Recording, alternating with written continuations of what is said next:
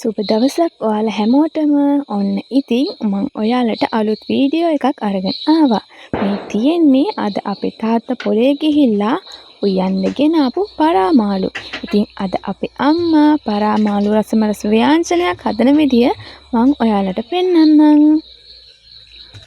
ඉතින් අපේ අම්මා පරාමාළු උයන්න අවශ්‍ය කුළුබඩු මෙන්න මේ විදිහට තමයි හදාගත්තේ. ඊට පස්සේ අපේ අම්මා හට්ටියක් අරගෙන ඒක ලිපේ තියලා ඒකට තෙල් රත් වෙන්න දැම්මා. රත් වෙන තෙල් එකට මුලින්ම අම්මා තලාගත්ත ඉඟුරු, ගම්මිරිස්, ලූණු, කරපිංච, මිරිස්, තුනපහ, කහ කලවම් කරගත්ත තෙලට දාලා හොඳට සුවඳ එනකන් කලවම් කරගත්තා. තව දෙයක් තියෙනවා මට ඔයාලට කියන්න බැරි වුණානේ. මම මේ වීඩියෝ එක ගන්නකොට නම් මේ පැත්තට හොඳටම වහිනවා. ඉතින් අපේ අම්මා පරාමාළු උයන්න හදාගත්තු මිශ්‍රණය මේ විදිහට හොඳට හැඳි ගාමින් තෙලේ රන්වන් පාට වෙනකන් බැදගත්තා. ඉතින් අපේ අම්මා නම් මේකේ පදම කොහොමද කියලා දැනගන්නේ අපි හයියෙන් කහින්න පටන් ගත්තාම. එතකොට අපේ අම්මා දන්නවා මේකේ පදම හරි කියලා.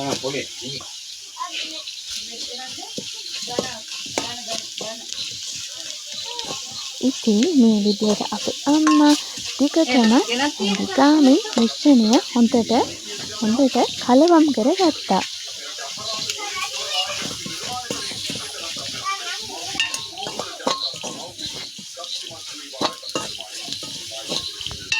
ඒ වගේම තමයි ඔයාලට මගේ වීඩියෝ අතරතුර පොඩි බබෙක් කෑ ගහනවා ඇහෙනවා ඇති. ඒ තමයි මගේ අක්කාගේ පොඩ්ඩා.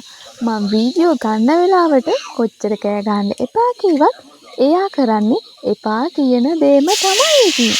ඉතින් අපේ අම්මා හදාගත්ත මිශ්‍රණයට ඔන්න පරාමාළු එකතු කරලා හොඳට කලවම් කරගන්නවා. මේ විදිහට හොඳට හැඳි ගාලා හොඳට කලවම් කරගන්න ඕනේ.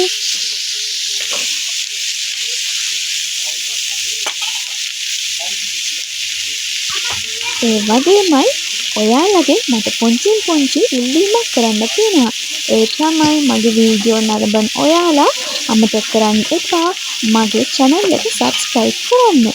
ඉතින් ඊට පස්සේ අපේ අම්මා පදමට ලුණු එකතු කරගත්තා. ඒ කරලා හොඳට අපේ අම්මා ලුණු කවලම් කරගත්තා. මාළුවකට දාපු ලුණු හොඳට හැඳි ගාලා කවලම් කරගත්තා. ඊට පස්සේ අපේ අම්මා වතුර එකතු කරගත්තා. අපේ දිහානම් හොදි වැඩිපුර තාත්තට ඕන නිසා අම්මා ටිකක් හොද්ද තියලා තමයි මාළු උයන්නේ. ඔයාලා හොදි කන්න කැමති කෙනෙක් නම් වතුර වැඩිපුර තියාගන්න පුළුවන්. හොදි කන්න කැමති නැත්නම් වතුර අඩුවෙන් තියාගන්න පුළුවන්. ඊට පස්සේ මේ තියෙන අපේ පරාමාළු හොඳට ලිපේ ඉදම හැටි බොබුලු දාලා ආස හිතෙනවා නේද ඔයාලට? ඉතින් මෙන්න මේ විදිහට අපේ පරාමාළු රසටම රසට ඉදන හැටි ඔයාලා බලන්නකෝ. ඉතින් මගේ වීඩියෝ නරඹන ඔයාලට මම ආයෙත් පාරක් කියන්නේ අනේ මගේ channel එක subscribe කරන්න අමතක කරන්න එපා.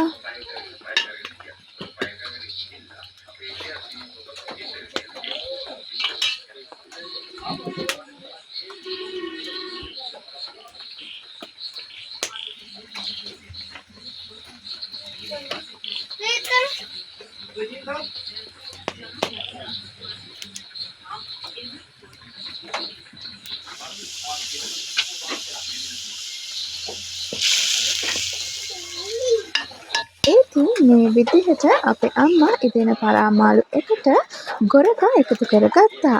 අපේ අම්මා නම් ගෙදරදීම ගොරකා පේස්ට් එකක් හදනවා. ඒත් අපේ ගෙදර ගොරකා ගහකුත් තියෙනවා.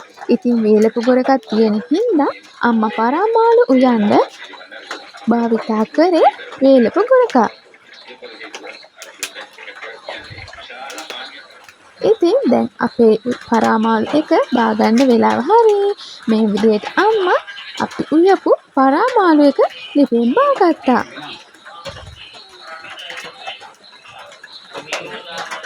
රස පාටයි නේද? ඉතින් නැවතත් මම ඔයාලට කියන්නේ මගේ channel එක subscribe